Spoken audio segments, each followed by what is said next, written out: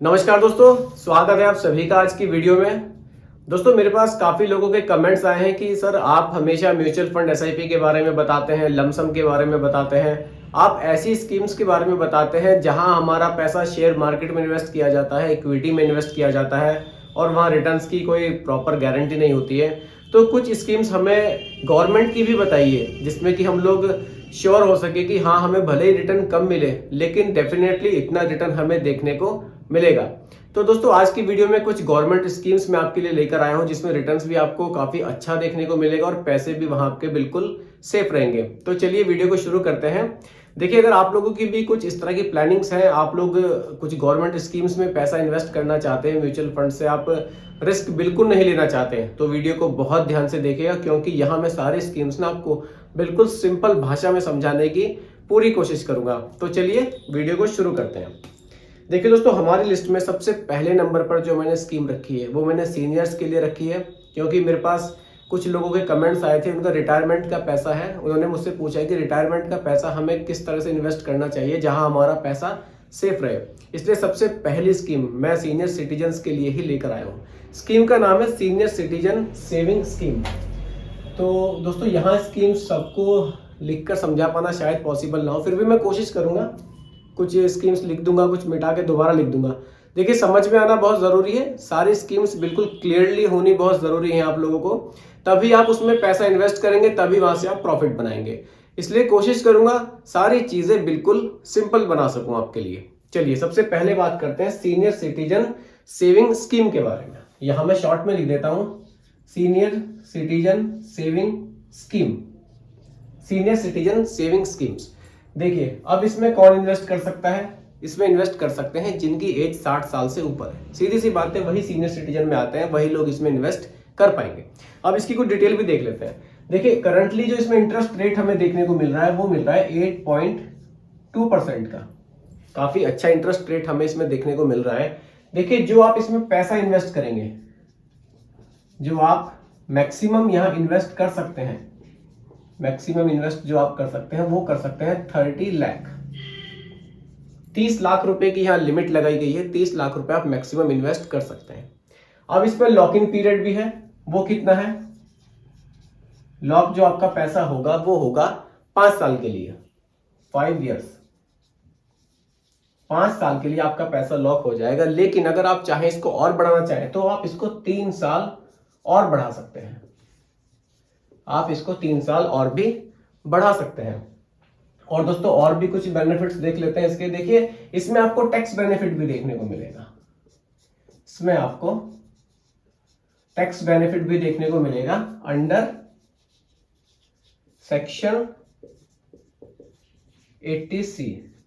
Under section 80C के तहत इसमें आपको टैक्स बेनिफिट भी देखने को मिलेगा जो पैसा आप यहां इन्वेस्ट करते हैं। और दोस्तों अगर आप इसमें एक ऑप्शन और भी मैं आपको बता देता हूं, कुछ लोगों ने मुझे ये कमेंट भी किया था। देखिए, मान लीजिए आपने अपना रिटायरमेंट का पैसा सीनियर सिटीजन सेविंग स्कीम में इन्वेस्ट किया, 1 साल के बाद आपको अर्जेंटली कुछ पैसे की जरूरत वहां हो गई और यहाँ लॉक इन है, इसमें 5 साल तक आप पैसा निकाल नहीं सकते हैं, तो भी आप इमरजेंसी में अपना फंड निकाल सकते हैं। लेकिन वहां आपको, अगर आप 1 साल के बाद निकालते हैं तो यहाँ आपको 1.5%, यहाँ आपको 1.5% पेनल्टी देनी होगी, लेकिन पैसा आपको मिल जाएगा। तो दोस्तों ये है सीनियर सिटीजन सेविंग स्कीम। देखिए, अगर आप इसमें पैसा इन्वेस्ट करते हैं, एक एग्जांपल के थ्रू भी हम लोग समझेंगे। देखिए, अगर आपने पैसा यहाँ इन्वेस्ट किया, मान लीजिए आपका रिटायरमेंट का कुछ पैसा है, आपने यहाँ 10 लाख रुपए इन्वेस्ट कर दिए। आपने यहाँ पर 10 लाख रुपए इन्वेस्ट किए। अब देखिए, आफ्टर 5 इयर्स, आफ्टर 5 इयर्स जो आपके पैसे की वैल्यू बनेगी, देखिए करंट इंटरेस्ट रेट की मैं बात कर रहा हूं जो कि 8.2% है, तो वो आपको देखने को मिलेगी 14.10 लाख, 14,10,000 रुपए की वैल्यू आपको यहां देखने को मिल जाएगी। तो दोस्तों ये है सीनियर सिटीजन सेविंग स्कीम।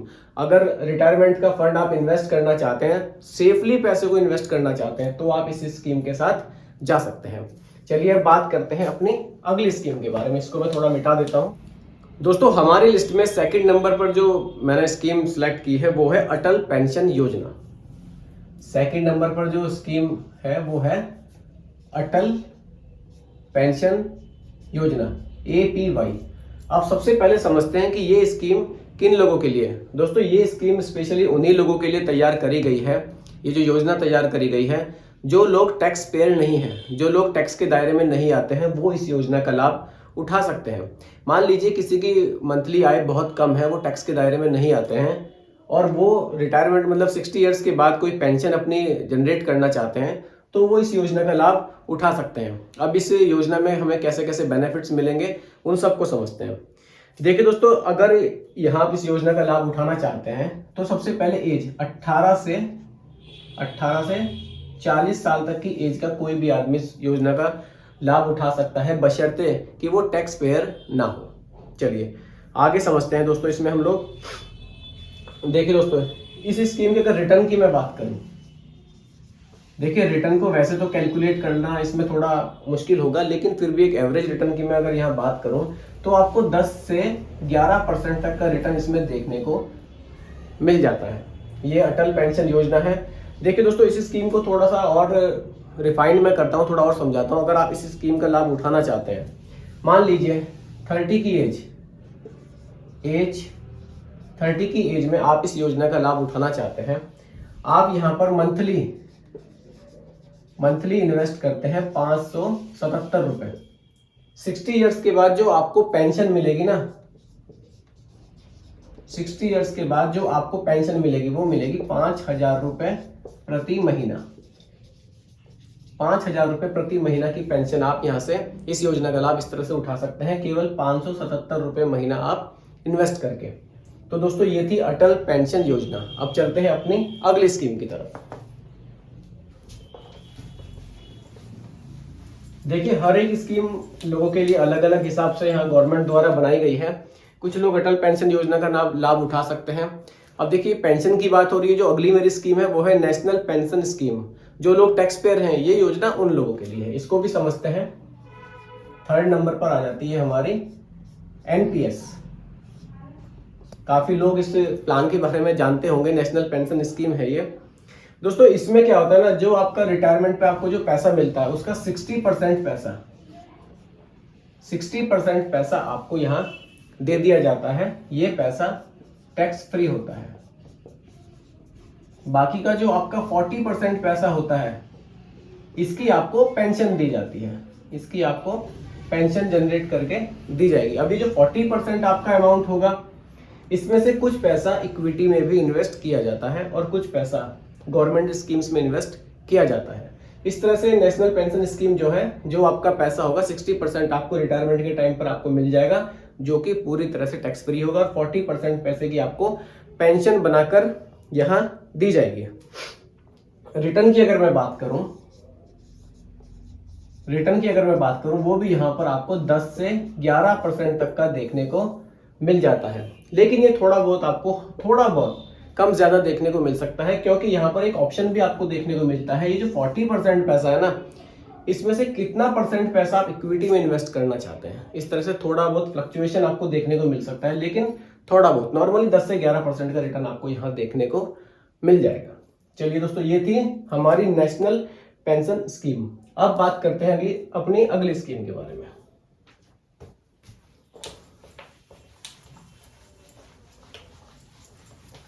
दोस्तों हमारी लिस्ट में जो अगले नंबर पर स्कीम है वो है सुकन्या समृद्धि योजना। सुकन्या समृद्धि योजना। अब दोस्तों ये योजना किन लोगों के लिए फायदेमंद है? फायदेमंद क्या, ये योजना कुछ ही लोगों के लिए है जिनकी डॉटर है।